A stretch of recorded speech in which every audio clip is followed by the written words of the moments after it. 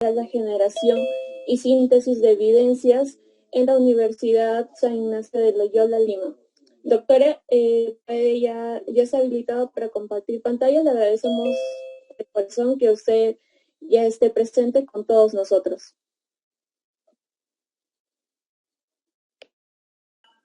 Listo.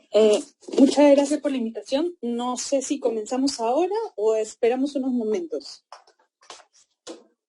No se preocupe, doctora, puede empezar. La sesión está siendo grabada en caso de que alguien desea volver a repetir. Ya, perfecto. ¿Me escuchan bien entonces con el micrófono? Sí, doctora, sí se la escucha perfecto. Perfecto, listo. Muchas gracias. Entonces, bueno, buenas noches con todos. Agradezco la invitación realizada por SOSEMUT. Bueno, en estas oportunidades vamos a hablar un poco sobre la epidemiología en la primera parte de la parte estadística, obviamente enfocada más para sus protocolos, ¿sí? Esta es una sesión que ya la hemos estado tomando años pasados. Sin embargo, creo que he reformulado un poquito algunas cosas, enfocándolo más en qué deberían especificar en su metodología, en la parte de análisis estadístico para su protocolo, qué pretenden hacer, ¿ok? Obviamente, hay mucho más al respecto que se debería abordar, por ejemplo, las interpretaciones, etcétera, pero que eso pues quizás vaya más a una sección de resultados, ¿no? Sobre todo en cuestiones un poco más complejas como son regresiones. Me gustaría hablarles de todas las regresiones, pero creo que también se les confundiría un poco al momento de tratar de poner en práctica esto, ¿no? Entonces vamos a hacer los temas más puntuales para que se lleven una idea de qué es lo primero que deben redactar en su protocolo. ¿Ok? Entonces, estos son mis conflictos de interés. Como lo mencionaron, yo trabajo en el Instituto de Evaluación y Tecnología Sanitaria, entre otras universidades, tanto en pregrado como en posgrado. Y el día de hoy vamos a conversar un poco de estos 5 puntos, ¿sí? De manera de que ustedes, al finalizar esta sesión, ustedes puedan llegar a tener una parte de la metodología de un protocolo y la parte estadística bien redactada, bien específica y puntual en lo que tienen que realizar. ¿Ok? Entonces, primero tienen que entender que cuando realizamos una investigación, tenemos 2 cuestiones importantes. ¿Ok? Primero, todo se basa desde nuestro tipo de estudio que quiero hacer. Si mi estudio es descriptivo, pues solamente realizo estadística descriptiva, como su propio nombre lo dice. Si mi estudio es analítico, ahí se empieza a complicar un poco las cuestiones, pues en ese punto ya realizo una estadística descriptiva y una estadística inferencial, que es la parte analítica. ¿Ok? Quiero empezar por ahí.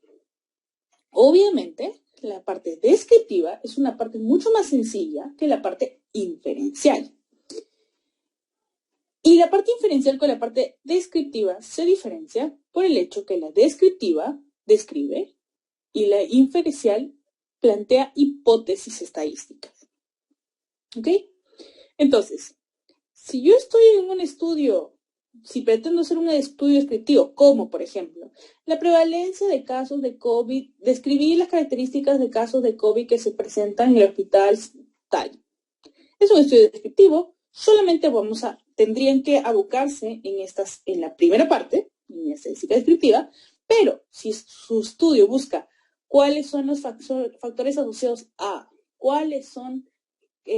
existe la asociación entre la depresión, no sé, y el control prenatal, existe la asociación entre caídas y Alzheimer, no sé.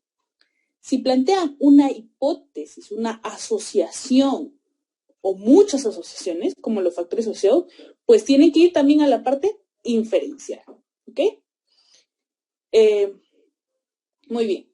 Entonces, teniendo claro esto, vamos a ir para ambas partes y obviamente ustedes al colocar en su protocolo, pues tiene que estar enfocado según su tipo de estudio que están planteando. ¿Ok? Y empezamos con la estadística descriptiva. ¿Qué es la estadística descriptiva? como su propio nombre lo dice, pretende describir algo, resumir los datos, presentar los datos. ¿Y estos datos de dónde lo obtienes? Del estudio que estás haciendo, ¿no es cierto? ¿Y cómo puedes resumirlo? Les planteo dos opciones. La primera, con un parámetro, un estadístico. ¿Y a qué me refiero con un parámetro y un estadístico? A la media, mediana, desviación estándar, moda, etcétera, frecuencias, ¿no? Absolutas, porcentajes, que son las frecuencias relativas, etcétera. O con gráficos. Es decir, yo puedo presentar descriptivamente mis datos con frecuencias, con una tabla, con frecuencias, con media, etcétera. Sí. ¿Puedo presentarlo con gráficos? También. Tienes las dos formas de presentarlo. ¿Cuál es mejor que otra? Es una pregunta interesante. Y esto va a depender de qué tanto te va a ayudar una u otra manera para describir tu resultado. Les digo por qué. Me he topado, por ejemplo, en alguna oportunidad, en realizar ayudando a algunos chicos que me pedían asesorarlos en su tesis y querían, por ejemplo, querían hacer una estadística descriptiva, ¿no? Describir sus datos en primera instancia, pero querían la descripción de sus datos todos con gráficos. Es decir, tenías la descripción de sexo con un gráfico, de edad con otro gráfico, de raza con otro gráfico, de nivel socioeconómico de otro gráfico, etcétera. Con todas las características posibles de una población. ¿Eso es factible? Y la respuesta es no. ¿Okay? Los gráficos son muy buenos para escribir, pero tenemos que saber usarlos en algún momento específico, cuando lo amerite. Por ejemplo, yo estoy evaluando, por ejemplo, los casos de COVID. Quiero hacer un estudio descriptivo sobre los casos de COVID que han habido en todo este 2020 y el inicio del 2021 en un hospital específico. ¿Cómo yo creo que se va a ver mejor? Con un gráfico de tendencias, donde voy a ver que mi curva está aumentando los casos. ¿Y por qué lo presento así? Porque es una forma resumida, puntual, que explica mejor lo que quiero decir. Otro estudio. Quiero evaluar las características sociodemográficas de los pacientes con COVID que ingresan a este hospital. Ok. Necesito el sexo, la edad. Pues hago una tabla donde tengo el N, por ejemplo, el porcentaje, ¿no? E inclusive las medias, ¿no?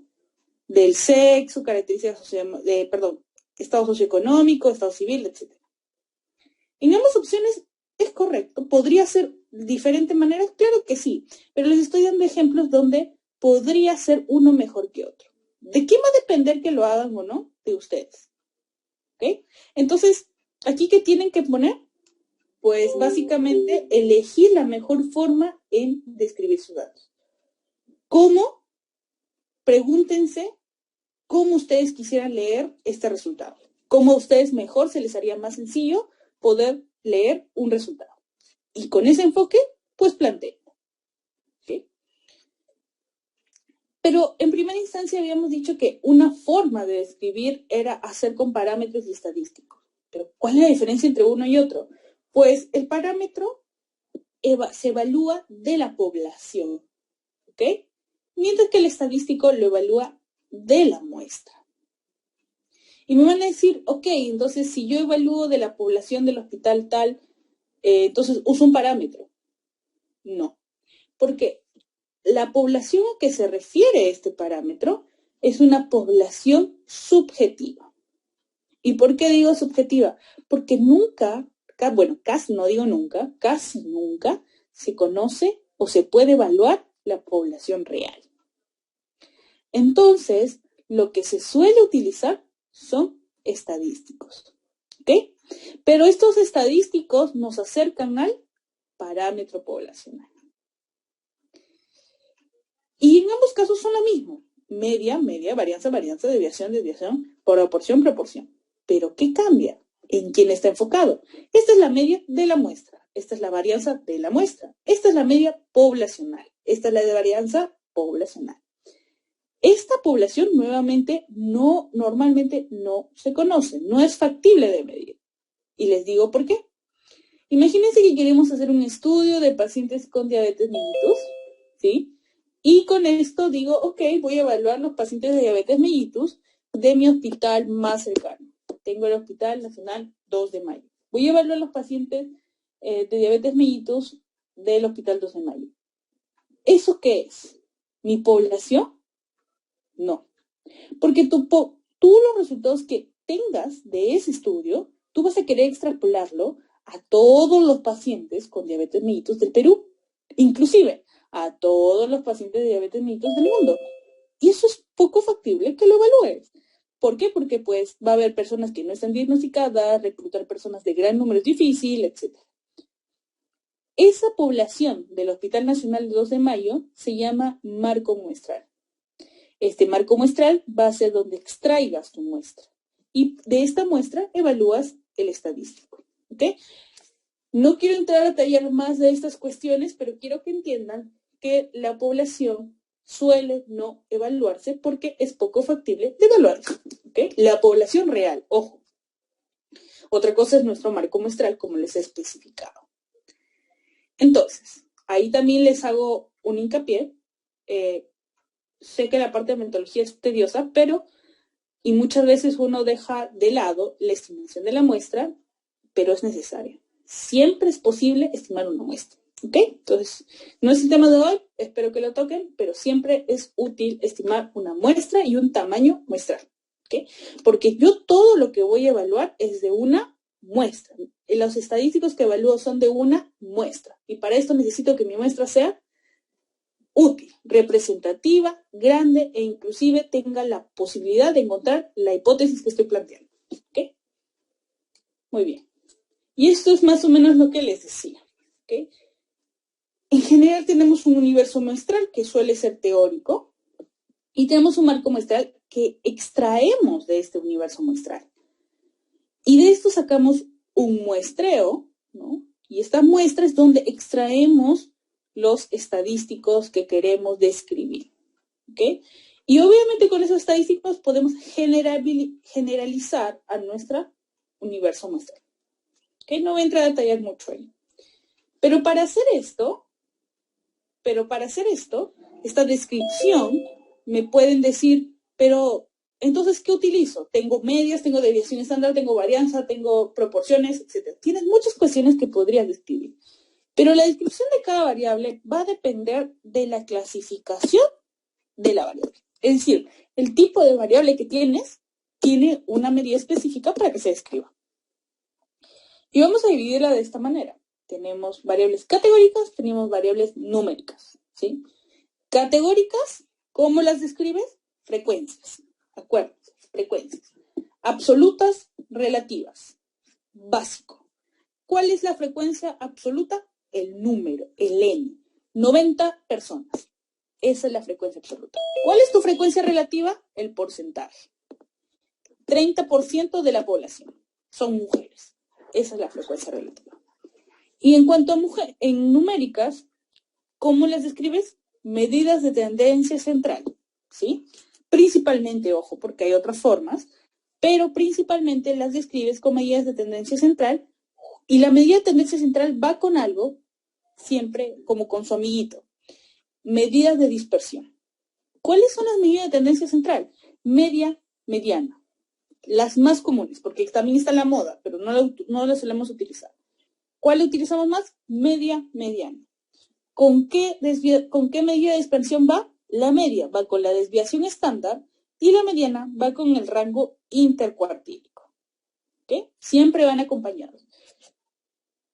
Entonces, vamos a la primera parte de su redacción de su análisis estadístico. Se realizará un análisis descriptivo. De las variables utilizando, ¿no? Por ejemplo, medidas de frecuencia absoluta y relativa para las variables.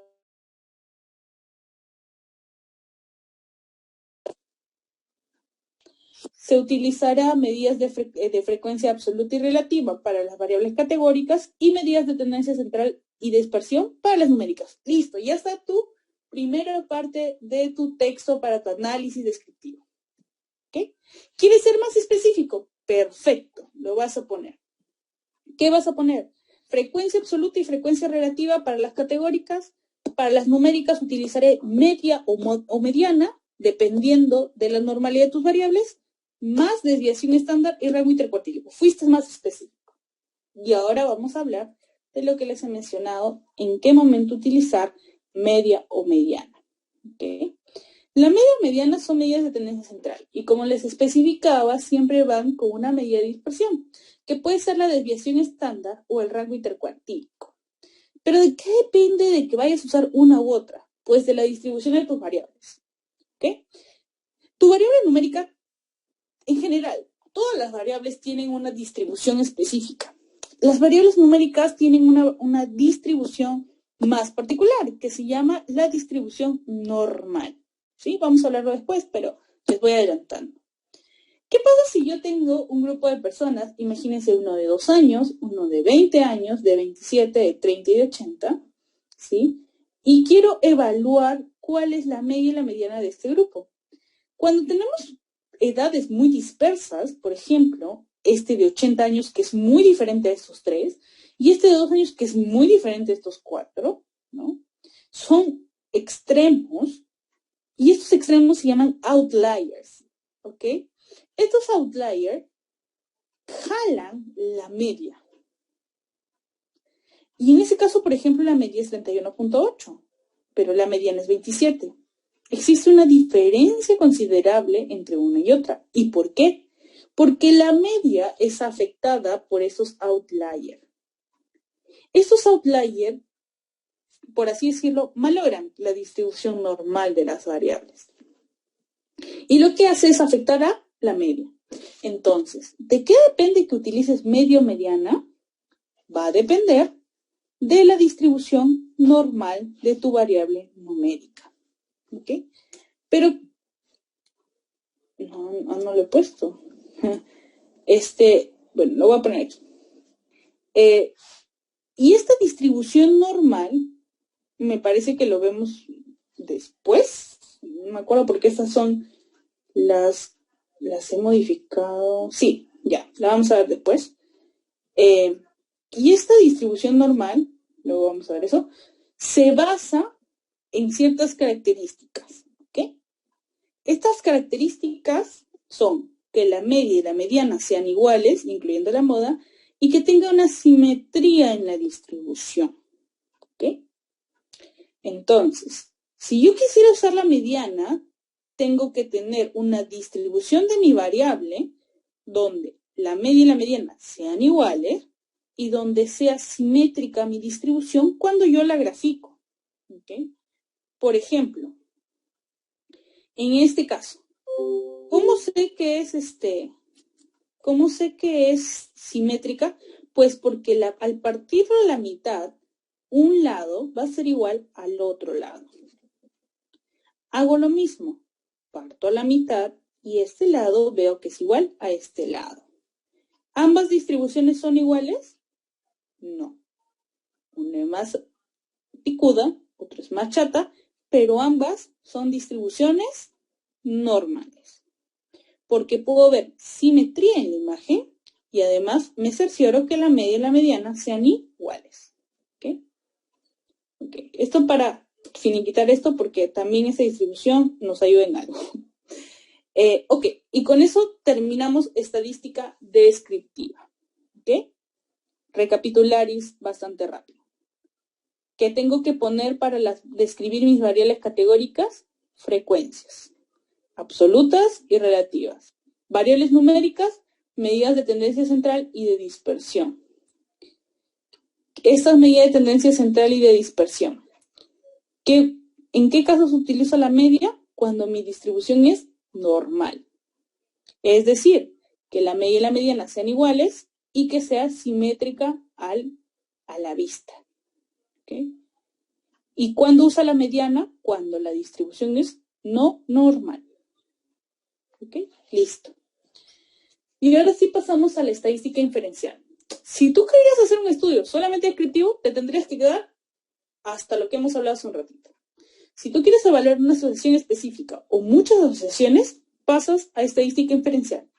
¿Qué es inferencia? Es deducir, es predecir fenómenos, ¿ok? Inferencia. Generas modelos para evaluar de manera analítica, ¿sí? Y con esto, ¿qué haces? Tienes una población, donde ya hemos visto que tienes parámetros. Al hacer el muestreo, tienes una muestra y tienes estadísticos. La inferencia estadística te hace de que a partir de la muestra puedas llegar a concluir en la población. Con eso te ayuda la parte inferencial. Si tú en una muestra evalúas la asociación específica de A y B variables, con eso puedes inferir que en tu población general también se vaya a ver esa asociación. ¿Ok? Y esta inferencia estadística te pide algo, bueno, básicamente no es que te pida, pero se construye a partir de intervalos de confianza. No lo olviden. Y los intervalos de confianza se crean a partir del teorema del límite central. Y no voy a hablar mucho al respecto, pero lo que deben entender es que este teorema del límite central, que nos ayuda a hacer inferencia poblacional, es decir, para la construcción de intervalos de confianza, que son para hacer inferencia poblacional, te especifica que con una muestra a partir de 30 puedes hacerlo. ¿Ok? Y ahí les doy un truquito. Si es que tú estás haciendo tu estudio y dices, voy a evaluar, has hecho una estimación de tu muestra y te han dicho que como mínimo debes tener 50. Y vas a tu asesor y te dice, no, con 50 no puedes porque es muy pequeño. No puedes hacer un análisis, estadística analítica. Le dices, mentira. Puedo hacerlo. Porque a partir de 30, el teorema del límite central se puede realizar. ¿Ok? Muy bien. Y este teorema del límite central tiene que ver la distribución normal para la creación de intervalos de confianza, que son los que conocemos al 95%, pero no me voy a detener ahí. Pero sí me voy a detener en explicarles cómo hallamos la normalidad, la normalidad de la distribución de una variable numérica. ¿Okay? Tenemos diferentes métodos, realmente. Tenemos métodos gráficos y métodos estadísticos. ¿Ya?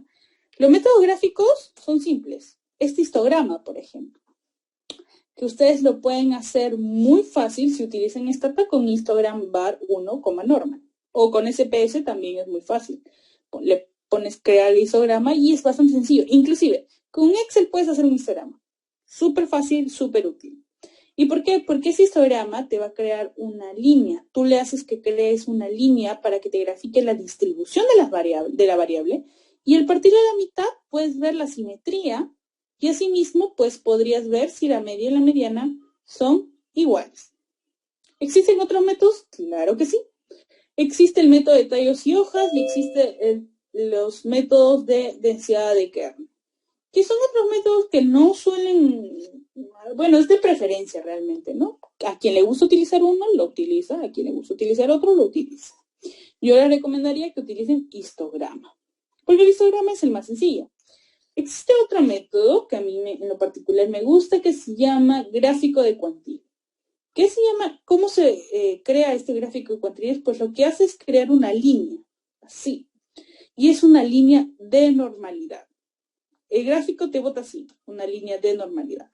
Y lo que hace es ponerte puntitos alrededor de la línea. ¿Ok? Imagínense que toda la línea la he llenado.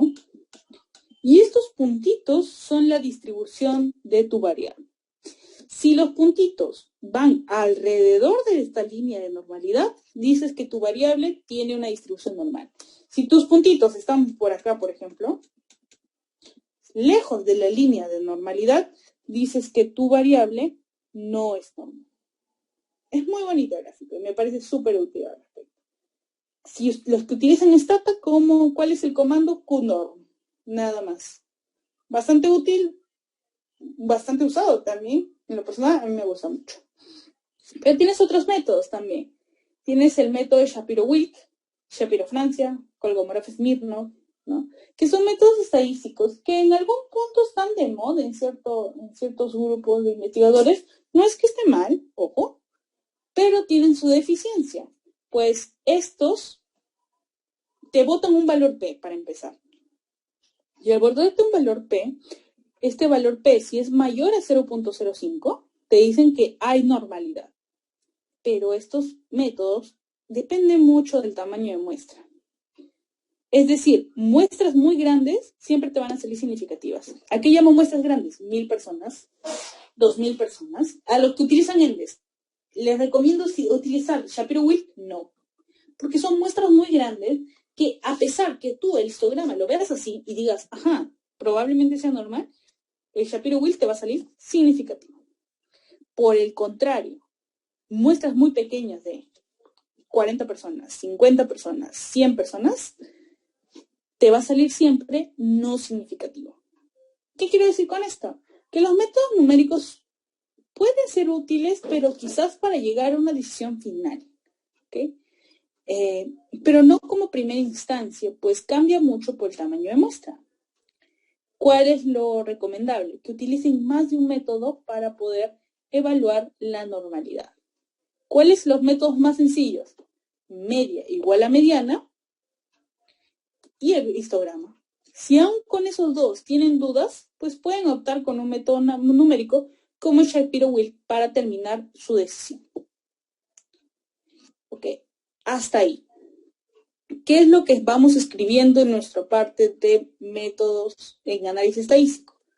¿Cómo vas a describir tus variables? Y lo segundo, ¿cómo tienes que evaluar la normalidad de tu variable numérica? Ustedes elijan. Ya les di los métodos, elijan cómo quieren ustedes evaluarla. Y esto mucho va a depender del autor. ¿Okay? Y ahora sí vamos, parte número 3. Ya describieron, ya eligieron cómo evaluar normalidad. Y evaluar normalidad, ¿por qué? Porque es necesario para, o es un requisito para, las pruebas de hipótesis. ¿Sí? Además de elegir media y mediana según la normalidad, también es útil para las pruebas de hipótesis. Y ok, las pruebas de hipótesis existen muchas. ¿Ok? Antiguamente, en el libro, hay un libro como que es el padre de al menos estadística básica, ¿no? Del que todos deben leer si quieren aprender algo de bioestadística, es lo más básico que vas a encontrar. O sea, es lo primero que debes leer. Al menos comértelo, ¿no? No es tan tedioso. Yo lo he terminado de leer, pero no es tan tedioso. O sea, la cuestión es que sí te da pasos muy, de ese tiempo, ¿no? Pues muy antiguo, ¿no? Porque utilizaban, por ejemplo, el cálculo a mano, etc. Entonces, esos eran los pasos que te especificaban, ¿no? Evaluar los datos, formular tu hipótesis, revisar supuestos, determinar tu distribución de la muestra, seleccionar estadístico de la prueba, formular regla de decisión, calcular la prueba estadística y formular la decisión estadística. Vamos a resumirlos así. Para evaluar tus datos se refiere a qué tipo de variables tienes. ¿Son categóricas? ¿Son numéricas? ¿Okay? Eso debes saberlo. Formular tu hipótesis. Cuando ya sabes qué variables tienes, ¿sí?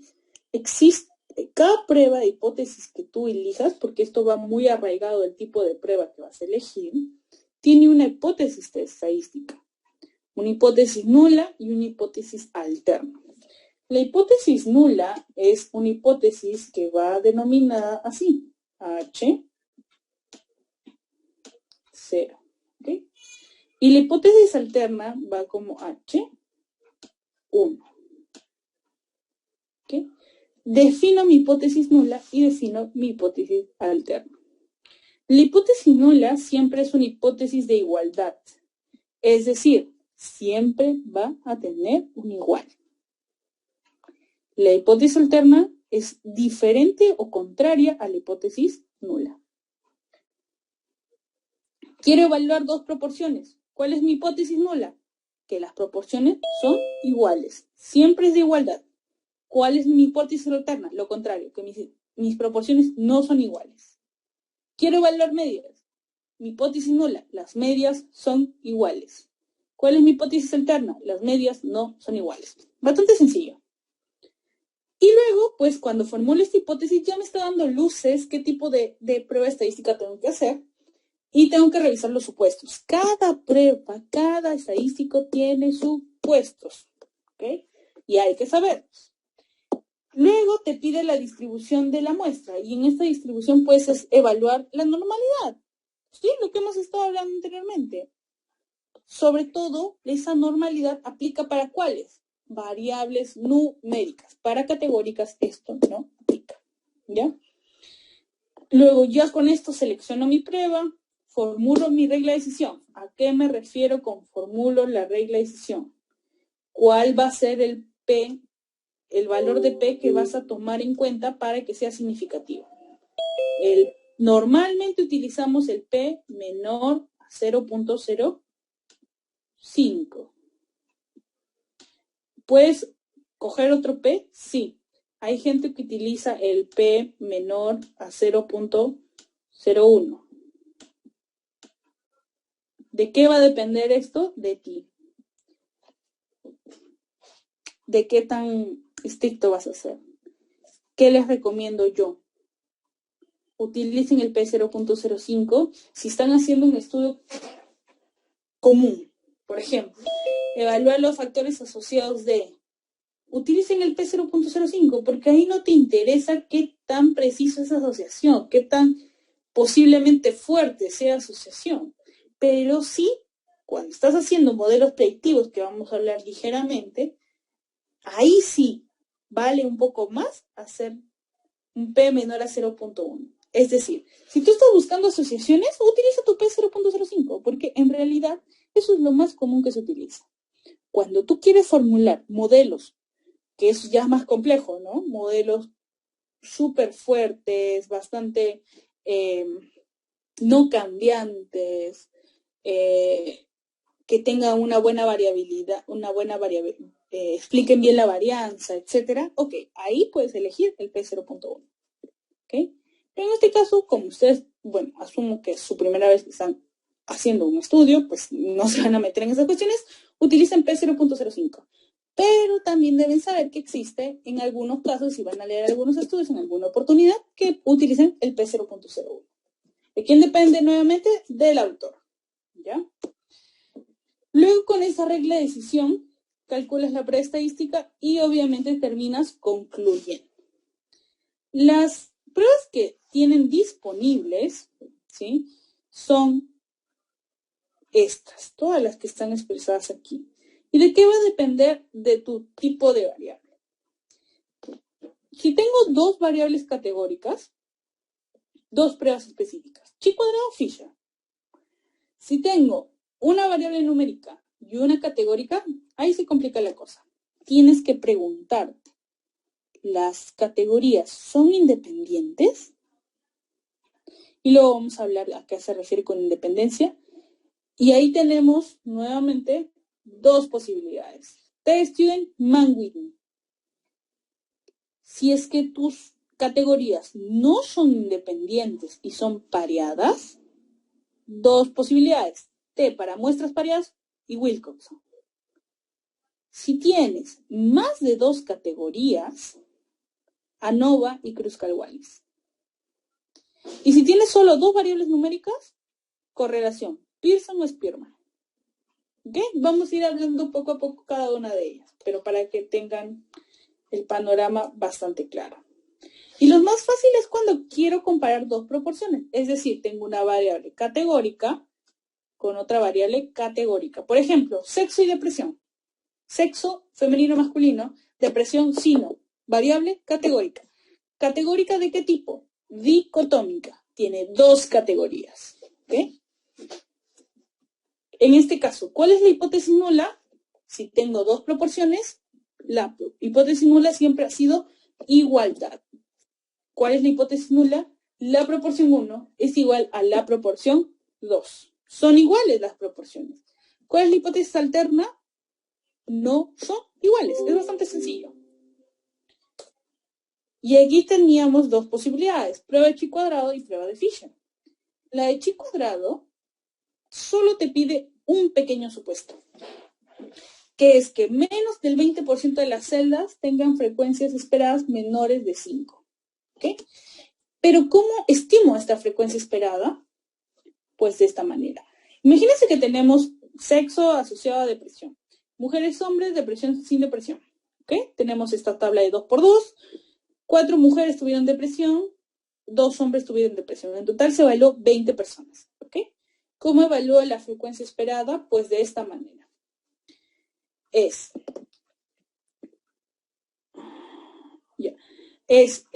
la multiplicación de la fila por la columna entre 20.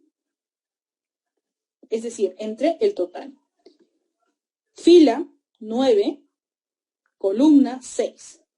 9 por 6, entre 20, entre el total. Ok, veamos otro ejemplo, veamos para 5. 14 por 9, entre 20. Para 2, 6 por 11, entre 20. Para 9, 14 por 11, entre 20. Y así vamos a tener estos valores.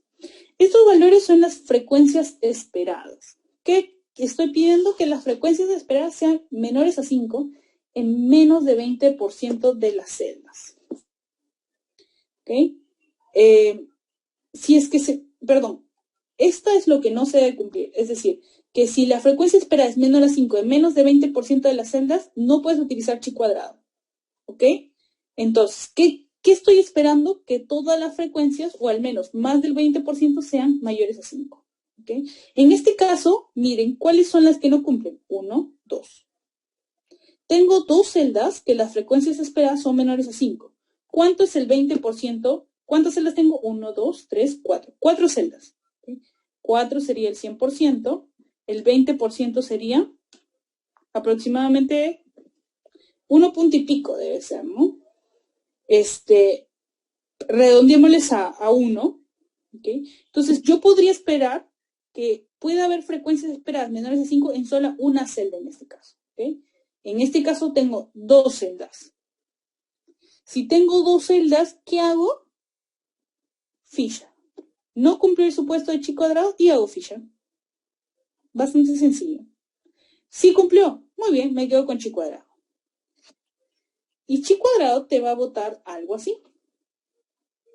En general, ¿no? Tanto chi cuadrado como Fisher te va a botar algo, un valor P. Y este valor P, ¿cuál era tu regla de decisión? 0.05. Si el P, la regla de decisión era, bueno, macho que imposible. P menor a 0.05. ¿Ok? Ya.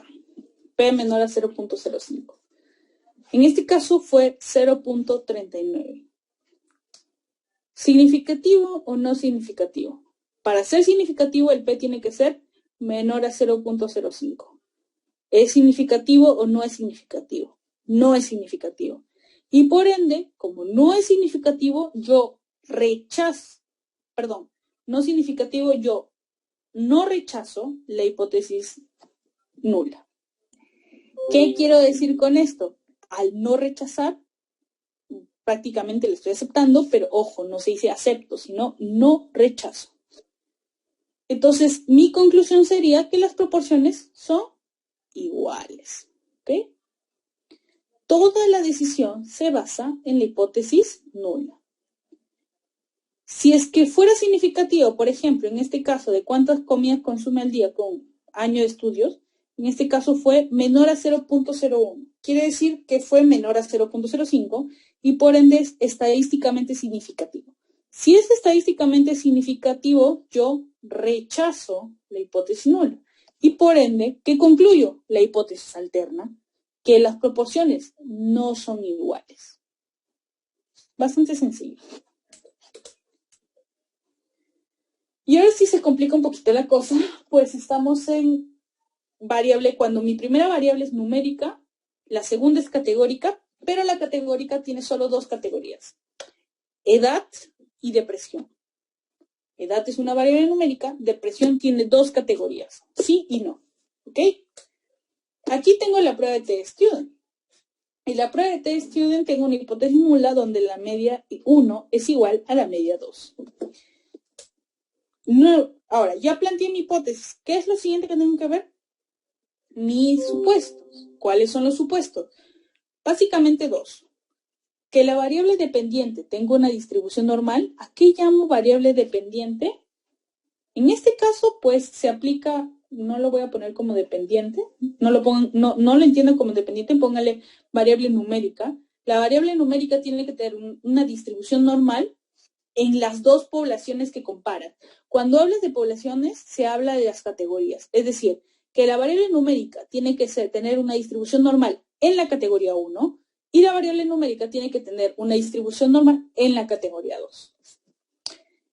En simples palabras, si estoy evaluando edad y depresión, si no, la distribución de la edad tiene que ser de características de una distribución normal en aquellos que tuvieron y no tuvieron depresión, en ambas categorías. ¿Okay? Y había otra hace mucho tiempo, un supuesto que hablaba de las varianzas iguales, que sin embargo esto quedó abolido porque Stata al menos nos permite, no sé en SPS, nunca he utilizado realmente, se puede como que ajustar esas varianzas. Antes era un supuesto, pero ya no. Pero tengo que evaluar, de hecho, la varianza. ¿Okay? Entonces, para evaluarlo, pues, el comando para status es sdtest, y lo que te hace es botar un valor P donde te dice que es si las varianzas son iguales o diferentes. ¿Okay? En este caso, solamente si no fueran iguales, solamente le agregas aquí unique.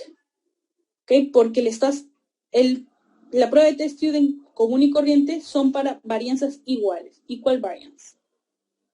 Si quieres agregarle, decirle que no son iguales, pues tienes que especificarle que no son iguales poniéndole unique, en caso de stat. No sé si en SPS cómo lo utilizan, pero deben saberlo. ¿Okay? Entonces, ¿cómo llegas a interpretar esto? Pues tienes un valor P. ¿Okay? Este valor P. Ojo, el valor P se refiere de esta prueba, el que nos interesa es el que te habla de la igualdad. ¿Ok? Igual. En este caso no hay igual, en este caso no hay igual. Igualdad. Esta es la hipótesis. ¿Ok? Igualdad, porque nuestra hipótesis nula es que la media 1 es igual a la media 2. ¿Ok? Entonces tenemos esto. En este caso, estadísticamente significativo o no estadísticamente significativo. Vuelvo a poner nuestra regla de decisión, que es un P menor a 0.05. ¿Ok? En este caso, pues, es estadísticamente significativo porque es menor, ¿no es cierto? El P es menor a 0.05. ¿Cómo concluyo eso? Simple.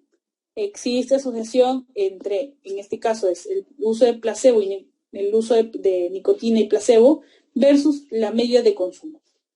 Si fuera en nuestro ejemplo de edad y depresión, ¿cuál sería la conclusión? Existe asociación entre edad y depresión. Esa es una forma de concluir. ¿Cuál es la otra forma? Si es que es estadísticamente significativo, yo rechazo la hipótesis nula. Y si yo rechazo la hipótesis nula, digo que las medias no son iguales. Las medias del grupo 1 de placebo con las medias del grupo 2 de nicotina no son iguales. Para el otro ejemplo, la media de la edad en aquellos que tienen depresión es diferente a la media de edad de aquellos que no tienen depresión. Listo. ¿Qué pasaría si no la rechazo? Si esto fuera más de 0.05. La media del grupo 1 es igual a la media del grupo 2. Listo.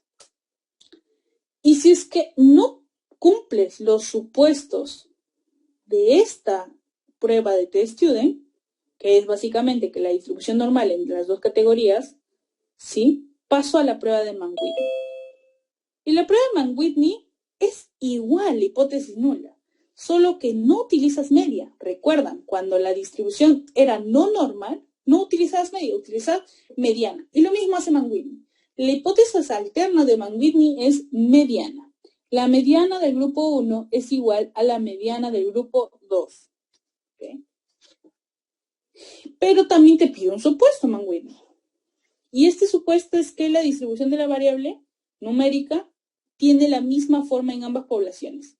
Y ya no te pide que sea una distribución normal, que no, o sea, que sea simétrica y que la media y la mediana sean iguales, sino te pide que sean de similar forma en los grupos. Imagínate que están comparando este y este grupo, ¿sí? Porque en este caso solo hay dos grupos, dos categorías. Este es para 3. 1 y 2. Miren esta forma de esta distribución y miren esta forma de esta distribución. ¿Son similares? Sí. Acá quizás le falta una cola, ¿no? Pero en general la distribución es similar. Inclusive yo me atrevería a decir que son iguales. ¿Sí? O al menos similares. No tienen que ser tan estrictos en esta cuestión porque nada es perfecto. Aquí le pondrían una cola, pero si le ponen la cola sería totalmente igual a esto. ¿Okay? Entonces, ¿las distribuciones son iguales? Sí. Ok, se cumple supuesto Mann-Whitney, paso a hacer la prueba. Y la prueba es esta. Y me bota otra vez un valor P. Donde siempre vean algo de que dice prop o PR, que es prop, pero reducido, es una probabilidad. ¿A qué se refiere la probabilidad? Valor P. ¿Ok? Cuando vean prop, es valor P. En este caso, el valor P es de 0.12. ¿Significativo o no significativo? No significativo, ¿no? Si es no significativo, ¿qué hago? No rechazo la hipótesis nula y por ende la mediana del grupo 1 es igual a la mediana del grupo 2. ¿Okay? Listo. Pero ¿qué pasa cuando ya tengo otra vez una variable numérica, pero tengo una variable categórica, pero con más de 2 categorías? Tengo, por ejemplo, año de estudio y, no sé, consumo diario de cigarrillos. ¿Okay? Tengo el consumo diario de cigarrillos puede ser 1, 2, 3, 4, 5, 6, 7, 8, 9 veces al día, por ejemplo. Y el año de estudio es primer año, segundo año, tercer año. 3 categorías. ¿Puedo utilizar TestStudent? No. Tenemos otras cuestiones que se llaman ANOVA. Y ANOVA, lo primero que tienen que utilizar es ANOVA. ¿Y por qué ANOVA? Porque evalúa medias. Siempre empezamos con la media, ojo, y si no cumplen los supuestos, pasamos mediana. En este caso, la hipótesis nula de ANOVA es de que las medias del grupo 1 es igual a la media del grupo 2, es igual a la media del grupo 3, es igual a la media de todas las categorías, porque puede haber variables que tengan 6, 7, 8, 9, 10 categorías, ¿no es cierto? La prueba en este caso, ¿qué te especifica? Que las medias son iguales para todas las categorías que existen. Y te pide 2 supuestos. Homocedasticidad, que se llama varianzas iguales, y la distribución normal de la variable, igual que la prueba de TestStudent. Necesitas una distribución normal de la variable numérica en cada categoría de la variable categórica, ¿no? Es decir, si evaluara consumo de cigarrillos en primer año, segundo y tercero, la distribución normal del consumo de cigarrillos tiene que ser normal en el primer año, normal en el segundo año y normal en el tercer año, ¿okay? En todas las categorías. Y homocedasticidad habla de varianzas iguales, pero que la prueba estadística de ANOVA te lo bota. Te lo bota porque se llama un análisis de Bartlett, de varianzas iguales, que está incluido en el estadístico de ANOVA. Y es este. ¿Qué les había dicho? Donde encuentren prop, que es probabilidad, es valor P. En este caso, esta es la prueba, el valor P del test para varianzas iguales de Bartlett, ¿sí?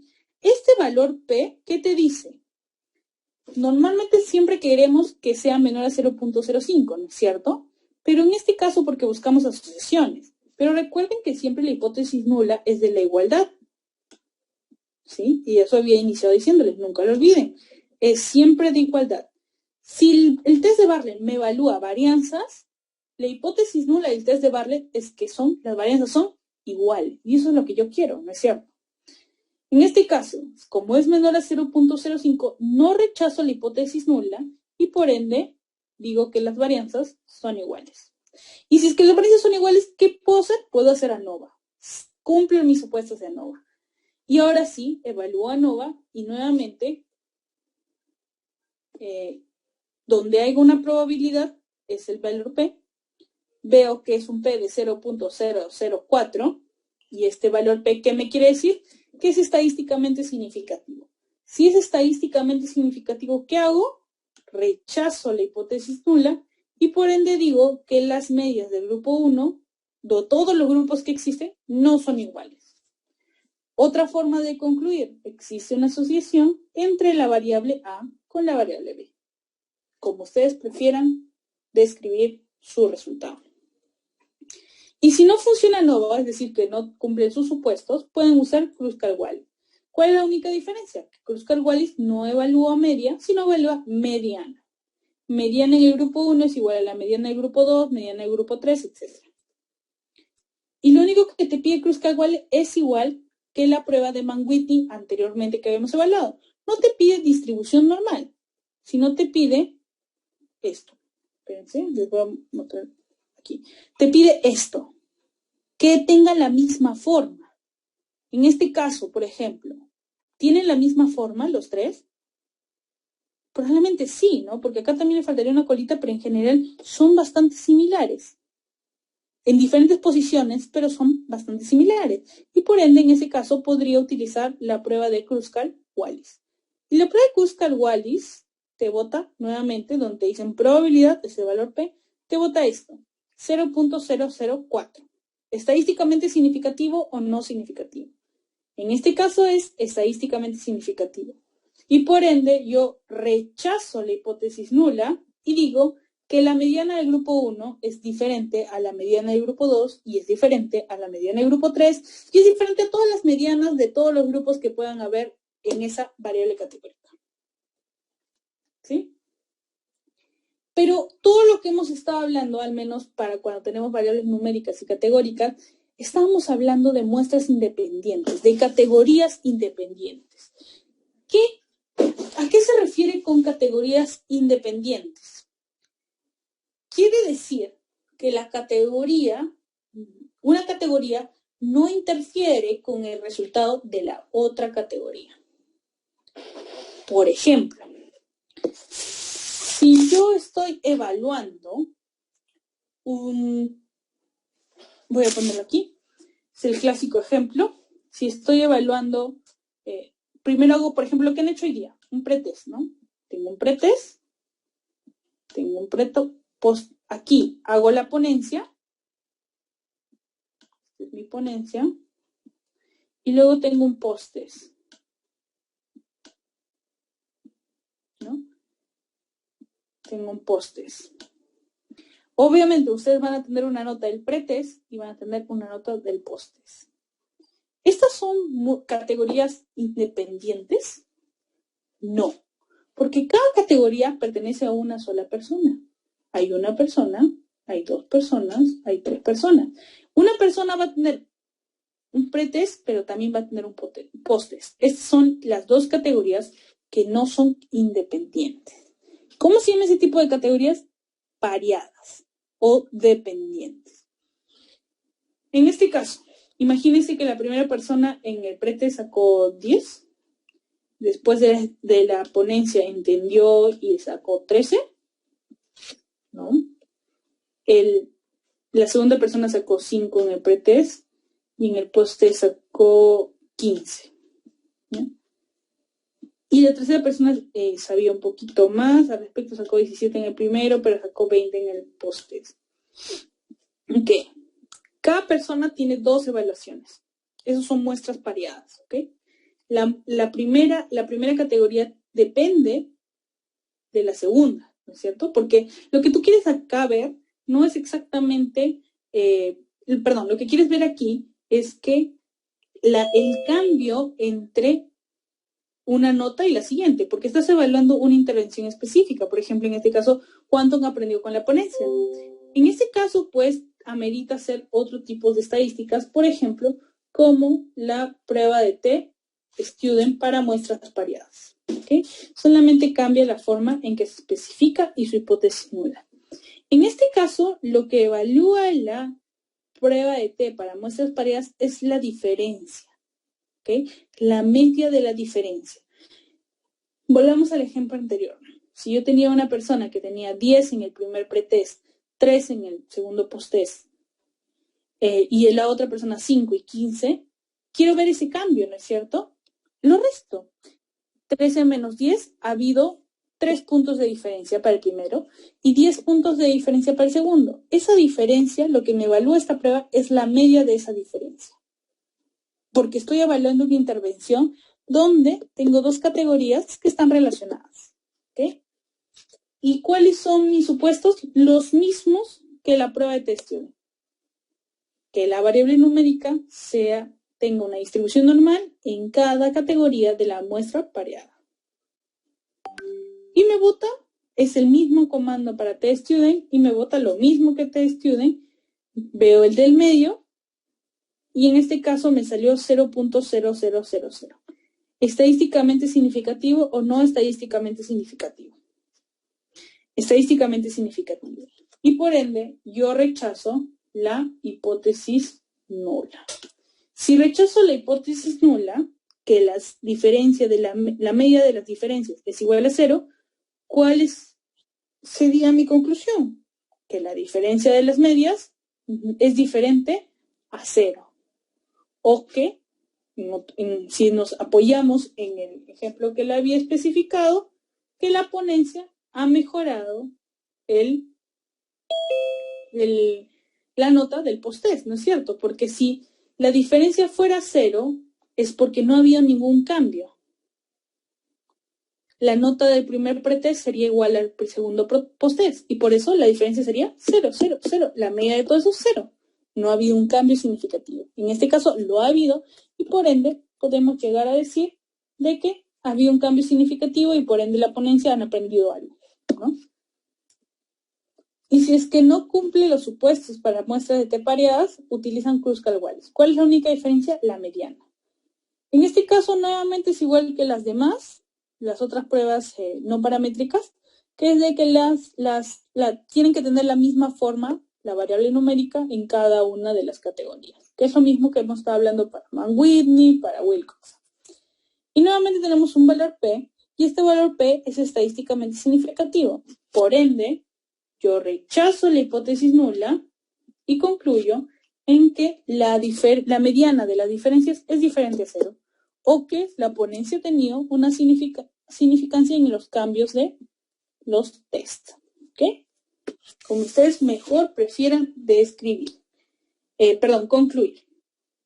Realmente les diría que no soy, por ejemplo, hasta ahora los trabajos que alguna vez he hecho, nunca he utilizado muestras pareadas. No suele ser común tampoco, ¿no? Probablemente lo que más vean sea ANOVA, las anteriores que les mencionaba. Chi cuadrado, prueba de T-Student, Mann-Whitney, Wilcoxon, ANOVA. Y tampoco esto suele ser común, pero deben saberlo, ¿no? Si en caso se les presenta la oportunidad de hacer un estudio donde tienes quieres comparar dos variables numéricas. Cuando tienes dos variables numéricas, ya no puedes hacer ninguna de las otras pruebas. ¿Qué utilizas? Correlaciones. Y tienes dos correlaciones, Pearson y Spearman. ¿Okay? En este caso, la correlación de Pearson es lo primero que tienes que utilizar. Ahí se me movió. Ya. ¿Cuál es la hipótesis nula de la correlación de Pearson? Que no existe correlación lineal. ¿Okay? ¿Cuándo hablo de correlación lineal? Pues ahorita les presento. La correlación lineal que te evalúa Pearson es que tiene un patrón lineal. No necesariamente es una línea, sino tiene un patrón lineal. Es decir, por cada uno que aumenta, el otro aumenta. O por cada uno que disminuye, el otro disminuye. Tiene un patrón lineal. En este caso, por ejemplo, este tiene un patrón lineal. Aquí, ¿podrían decir que tiene un patrón lineal? Sí, podría ser, ¿no? Se ve que están aumentando. Pero aquí, ¿tiene un patrón lineal? No. Porque miren, aumenta, pero luego disminuye. Claramente, eso no es un patrón lineal. ¿Okay? ¿Qué es lo que te... sí, Betsabe, ¿has levantado la mano? No, disculpe. Ok. Y lo que te evalúa, lo que te pide Pearson para que lo utilices son los siguientes supuestos. Primero, que tengas una relación de X y Y lineal. Y eso es lo que decía, ¿no?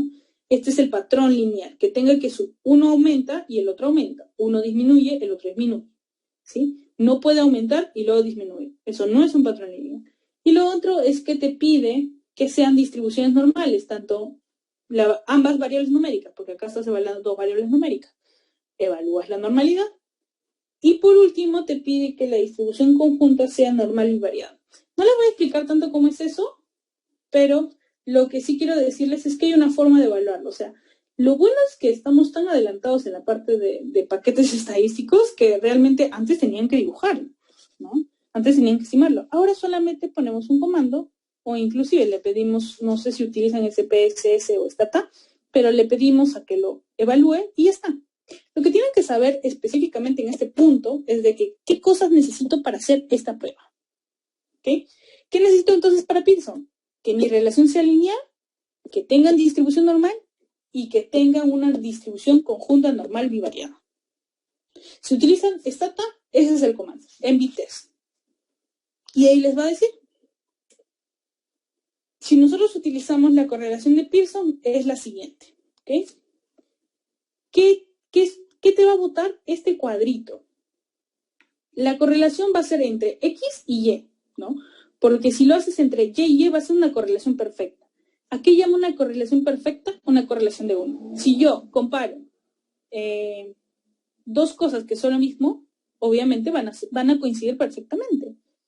Por eso no puedo evaluar Y con Y ni X con X. ¿Qué evalúo? X con Y. En este caso, la correlación es de 0.99. Se acerca mucho al 1. Cuando se acerca mucho al 1, ¿qué digo? Que existe una correlación. Y me boto un valor P, que es el de abajo, 0.0000. Me dice que es significativo y por ende existe una correlación lineal. ¿Ok? La otra forma de especificarlo es que existe una asociación. Algunos autores especifican que esta correlación, ¿sí?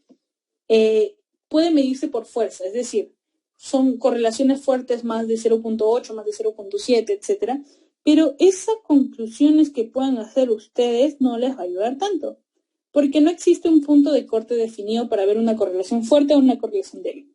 Solamente son varios autores que han puesto diferentes formas de verlo. ¿Ok?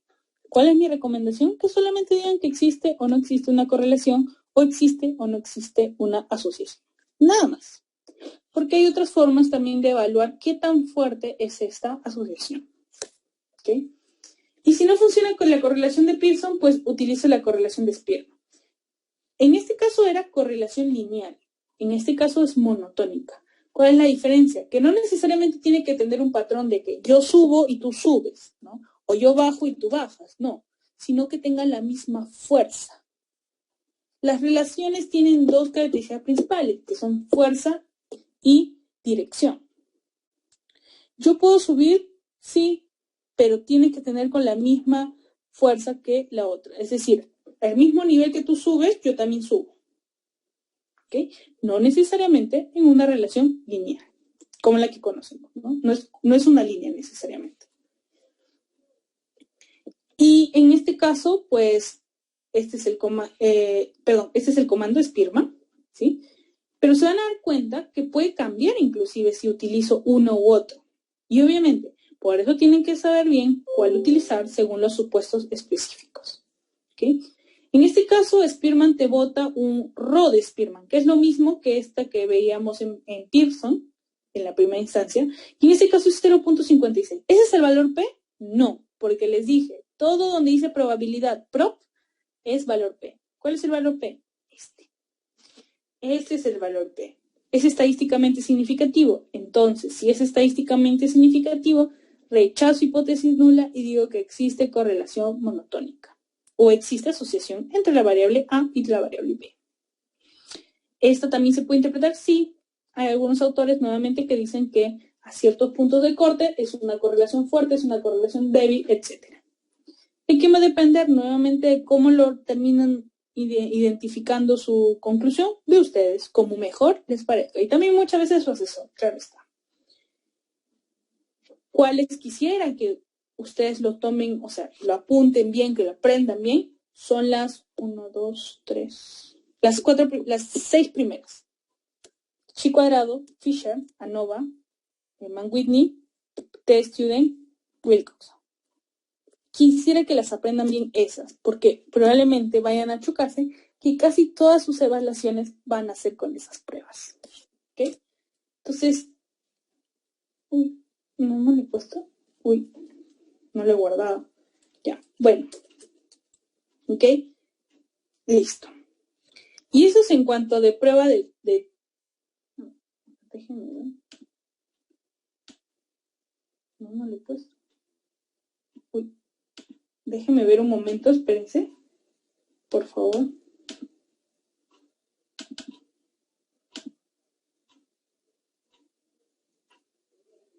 Ya está, aquí está.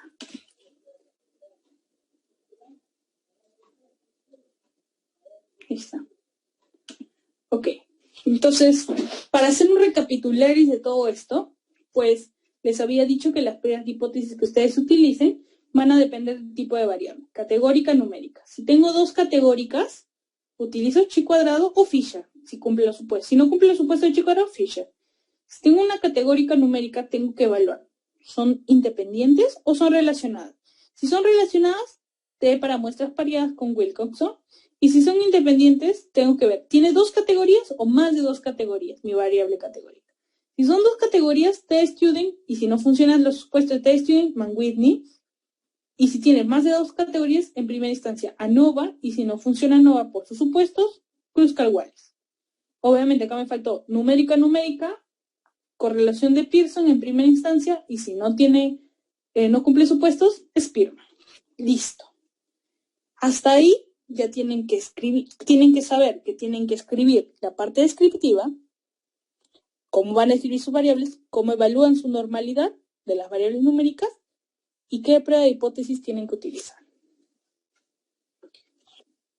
Para hacerles solamente un recapitularis, saben que las interpretaciones de tanto las pruebas de test de hipótesis, pues pueden hacerlo tomando en cuenta, es significativo, no es estadísticamente significativo, se asoció significativamente o inclusive basándose en la hipótesis nula de la prueba de hipótesis. ¿Cuál es lo más sencillo? Probablemente se asoció o no se asoció significativamente, ¿no? Porque a veces nos olvidamos las hipótesis nulas de cada prueba. Y por último, ya. Lo siguiente que tienen que hacer después de evaluar una prueba de hipótesis es presentar una regresión. ¿Por qué? Porque si ustedes se quedan en prueba de hipótesis, es como si se quedaran a la mitad del camino de su análisis. Porque la prueba de hipótesis solo incluye variables y no te dan un estimado. O sea, te dicen están asociadas, pero no te dicen cuánto están asociadas. Es a favor, en riesgo, es un efecto protector, una mayor prevalencia, una menor prevalencia. No sabes cómo se direcciona esa asociación. En cambio, las regresiones, sí. La regresión te estima medidas de asociación, que son el riesgo relativo, ratio, razones de prevalencia, coeficientes, hazard ratio, etc. E inclusive, la regresión te ayuda a controlar confusión, que es muy útil cuando tienes estudios observacionales. ¿Okay? Esta confusión me refiero al hecho de que variables pueden afectar la relación que tienes. Por ende, tienes que tomar en cuenta su efecto para estimar una asociación real. ¿Okay? Inclusive, ya si quieren irse a modelamientos complejos, pues con regresión puedes hacer modelamientos mucho más complejos. ¿Okay? Entonces, si se quedan solamente en prueba de hipótesis, están a mitad de caña. ¿Okay? No deberían quedarse ahí. Tienen que pasar al siguiente paso de especificar qué regresión van a utilizar. Y obviamente no me voy a poner a hablar de todas las regresiones que hay, porque de hecho aún están empezando, pero me gustaría que sí especifiquen en sus análisis qué tipo de regresión van a utilizar dependiendo del tipo de variable que tienen. Porque el tipo de regresión que utilicen va a depender mucho del desenlace que tengan. Recuerden siempre que cuando hacemos un estudio tenemos una variable independiente, ¿sí? Una exposición, y una variable dependiente, que es nuestro desenlace. Quiero evaluar el consumo de tabaco para cáncer de pulmón. ¿Cuál es mi variable dependiente? Cáncer de pulmón. ¿Cuál es mi exposición? Tabaco. Siempre. Quiero evaluar los factores asociados a el mal control prenatal. ¿Cuál es mi variable dependiente? Control prenatal. ¿Cuáles son mis variables independientes? Todos los factores asociados que quiero plantear. ¿Qué me interesa aquí? Variable dependiente para especificar qué tipo de reacción quiero utilizar. ¿Por qué? Porque según el tipo del desenlace o la variable dependiente voy a elegir el regresión. Si mi desenlace es numérico y, ojo, continuo, ¿por qué continuo digo? Porque el continuo es cuando tienes decimales. Temperatura de 37.5, 38.4, etcétera, etcétera. Decimales, continuo. ¿Okay? Si es numérico continuo, utilizo una regresión lineal. Si mi desenlace es categórico dicotómico, es decir, tengo dos categorías, depresión, sí, no, inicio con regresión logística. Ojo, regresión logística en primera instancia. ¿Tengo otras alternativas? Claro que sí. Y voy a ponerles aquí para que lo sepan, regresión de Poisson, que es la siguiente. Y les voy a explicar después por qué. Si tengo numérica discreta, conteo, 1 muerte, 2 muertes, 3 muertes, 4 muertes. ¿Pueden ser 4.5 muertes? No, porque no es que se me muere 4 personas y media, no. 1 persona se muere, 2 personas, 3. Son números enteros, no tienen decimales. Si estoy ante eso, es numérico discreto, es un conteo. Si es conteo, ¿qué utilizo? Regresión de Poisson.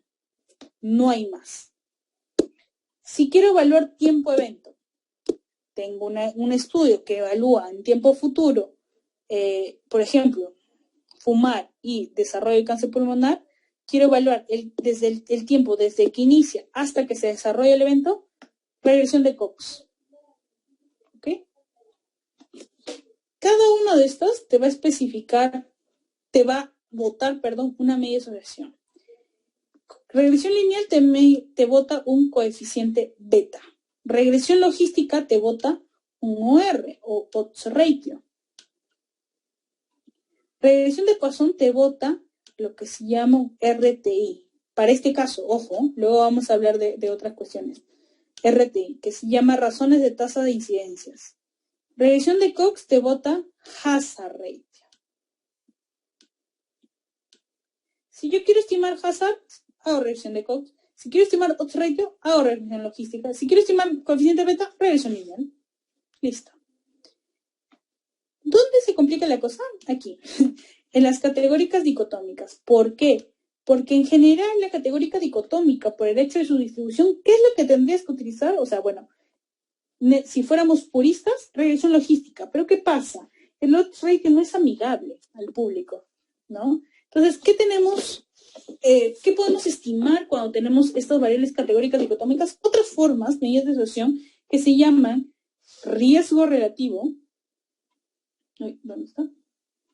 Ya. Riesgo relativo, que se llaman los famosos RR, y los famosos RP, que son razones de prevalencia. Ajá. Si yo tuviera un odds ratio, mi conclusión sería el incremento de odds. ¿Pero qué es el odds? Difícil de saber qué es un odds, porque no tiene una traducción. Pero cuando hablo de riesgo relativo es mayor riesgo. ¿Qué es un riesgo? Ah, eso sí se entiende, ¿no es cierto? Menor riesgo A. Ah, se entiende mucho más. Si hablo de razones de prevalencia es una mayor prevalencia A. Ah, eso es otra cosa, ¿no? Una menor prevalencia A. Otra cosa. Es mucho más entendible utilizar riesgo relativo a razones de prevalencia. ¿Y cómo estimo eso? Con Poisson. ¿Ok? Una de las formas es Poisson, otras formas hay como GLM binomial que no les voy a explicar porque casi nunca sale, pero normalmente se utiliza con Poisson. ¿Okay? Estas medidas de riesgo relativo a razones de prevalencia, ¿lo puedo estimar para categóricas dicotómicas? Sí. ¿Okay? ¿Y por qué los he puesto al lado? Porque en verdad lo que haces cuando estimas regresiones de Poisson o GLMs, de que de alguna vez lo habrán escuchado, para estimar RRP es un acercamiento a, ¿okay? No es como tal. Es un acercamiento a, y por ende, pero puedes utilizarlo. ¿Okay? Entonces, quiero evaluar mi estudio, un estudio, por ejemplo, de la asociación entre el sexo femenino y la depresión, ¿no? Entonces tengo mi variable de sexo, masculino y femenino, y depresión no y sí. ¿Qué medida de asociación podría utilizar? Son dos. ¿Cuál es mi variable dependiente? Depresión. Depresión es no y sí, ¿no? ¿Tuvo depresión? No tuvo depresión. ¿Qué tipo de variable es? Categórica, dicotómica. ¿Qué puedo estimar? Odds ratio, razones de prevalencia, razones de riesgo o riesgo relativo. ¿Cuál mejor me va? Pues también depende de tu estudio. Si tienes un estudio de corte, puedes estimar riesgo relativo. Si tienes un estudio de corte, también puedes estimar odds ratio, ¿ok? Si tienes un estudio transversal, razones de prevalencia. Si tienes un estudio caso de control, odds ratio. Pero tienes esas opciones, ¿ok? Solamente tienes que saber que depende de tu variable dependiente, vas a poder saber qué regresión utilizar. Listo, vamos terminando entonces la parte de análisis estadístico. Ya describiste, ya dijiste cómo evaluas tu normalidad, ya sabes qué prueba de hipótesis utilizar, elegiste tu modelo, el tipo de regresión, perdón. Y ahora, elige tu tipo de modelo. ¿Cómo eliges tu tipo de modelo? Hay tres formas. Hay modelos de predicción, modelos que evalúan una sola asociación específica y modelos que evalúan múltiples asociaciones. Predicción, modelo predictivo. Una asociación específica, modelo confirmatorio. Muchas asociaciones, modelo exploratorio. Quiero evaluar los factores asociados al consumo de cigarrillo electrónico. Modelo exploratorio. Más de una asociación. Quiero evaluar la asociación de sexo y depresión. Una sola asociación. Modelo confirmatorio. Quiero evaluar la predicción del valor de LDL para infarto al miocardio. Modelo predictivo. Predicción. ¿Sí? ¿Qué regresión utilizas y qué tipo de modelo? ¿Y de qué depende el tipo de modelo? De la pregunta que tú estás haciendo. ¿Cuál va a ser lo que más van a utilizar? Los dos últimos. Modelos confirmatorios, modelos exploratorios. Modelos de predicción probablemente no. Es para un poco más complejo realmente, pero son bastante interesantes. Y ya para terminar, solamente decirles que todas estas regresiones que hemos conversado, ¿sí? Así someramente, se basan en una ecuación lineal, ¿sí? Básicamente todas siguen este modelo, ¿eh? Si tú te sabes cómo es en la regresión inicial, que es la regresión lineal, pues te la sabes completa, ¿sí? Todos se manejan este modelo, pero no les voy a explicar eso, les voy a explicar los supuestos de los modelos. Porque les dije, toda prueba de análisis tiene supuestos, y todas las regresiones la tienen. Todas se parecen. Solamente tienen que aprender cuáles son los supuestos internacionales de las regresiones. Y para esto son linealidad, independencia, distribución normal, de equal variance o homocedasticidad. ¿Okay? Vamos a ir viendo una por una. Obviamente vamos a ver las que se pueden evaluar con el análisis, pero las que no, como la independencia de observaciones, que es lo que les decía, por ejemplo, como en prueba de hipótesis, la independencia de observaciones va a depender mucho de cómo estás evaluando tu estudio, ¿no? Les hago un ejemplo. Tengo una casa donde quiero evaluar, por ejemplo, desnutrición en un poblado. ¿Okay? Voy a una casa, evalúo a los niños, es un estudio de niños, hay 3 hermanos. ¿Estos 3 hermanos van a ser independientes o dependientes entre sí? Las observaciones de ellos, los datos que recoja de ellos, ¿van a ser independientes o dependientes? Van a ser dependientes. ¿Por qué? Porque, por ejemplo, un hermano, si quiero evaluar desnutrición, los hermanos comen de la misma olla, de la misma madre, de los mismos hábitos alimentarios de la madre. Todos ellos 3 están correlacionados según el hogar donde viven. Esa correlación quita la independencia de las observaciones. ¿Ok? Mucho ojo ahí, porque en ese caso no podrían realizar ninguna de las regresiones que les he hablado anteriormente. ¿Ok? Son modelos más complejos que se deben utilizar. Muy bien. Ahora sí. L de linealidad. Linealidad que habla como lo que mismo que hemos visto en correlación de Pearson, que tengan una relación como una línea, ya sea ascendente o descendente. ¿Cómo puedes verlo? Con un método de dispersión como este, bastante fácil. Se crea solo una línea y vean, ¿esta es una línea como tal o tiene una curva? Ajá, una ligera curva, ¿no es cierto? Dirían que esta es una relación lineal o no. Probablemente no, ¿no? Porque tiene una curva. Pero si fuéramos un poco flexibles, diríamos que sí, ¿no? Porque es ligera la curva. Pero esta, ¿es lineal o no? Esta sí, claramente que no lo es, porque miren, sube y baja. Ya no es una línea, es una curva. Esto es clarísimo, ¿no? Entonces, ¿qué tenemos que evaluar? Si se forma un patrón de una línea. Lo otro, distribución lineal, normal. Como habíamos evaluado la distribución normal por dos criterios. Simetría, media y mediana son iguales. En este caso, veamos esta distribución. La mediana es el percentil 50, no lo olviden, es menos 0.0009. En este caso, la media es 0.004. ¿Son iguales? Definitivamente no. ¿Son parecidas? Definitivamente no. No se cumple el primer supuesto. La simetría, esta es la distribución. Lo parto a la mitad. ¿Este es igual a este? Sí, totalmente. Son bastante parecidos, ¿no es cierto? Sí se cumple la segunda. ¿Qué hago? Shapiro-Wilk. Con esto decido. Y listo. Veo si mi distribución es normal. Y por último, ya para finalizar, el último supuesto es homoceasticidad. Homoceasticidad es igualdad de varianzas. ¿Cómo lo utilizo? Nuevamente, gráfico de dispersión, ¿qué hablo de gráfico de dispersión? Este gráfico de puntitos. Si lo parto a la mitad y veo que lo de arriba es igual a lo de abajo, digo que las varianzas son iguales.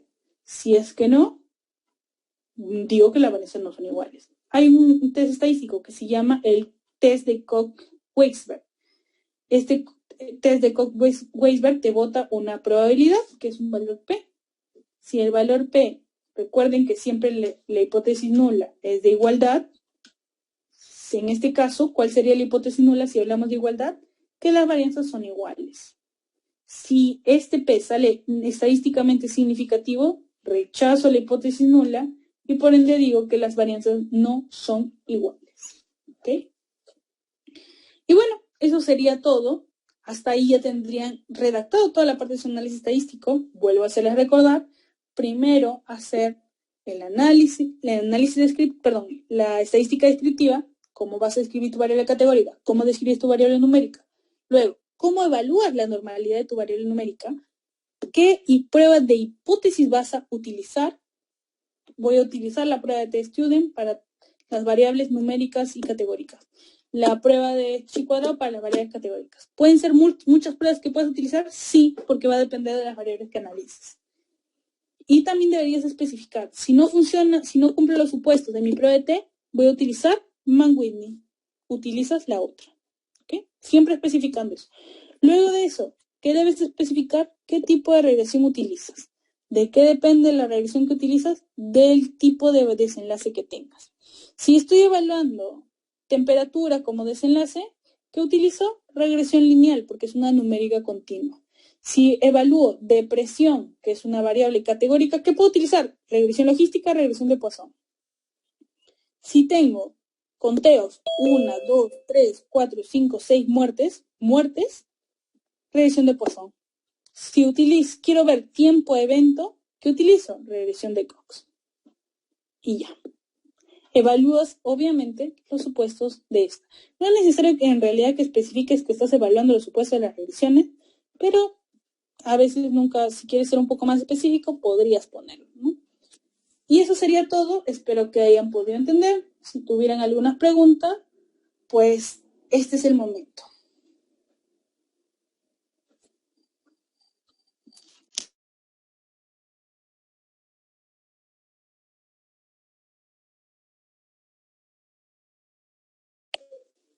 Chicos, buenas noches. ¿Tienen alguna pregunta?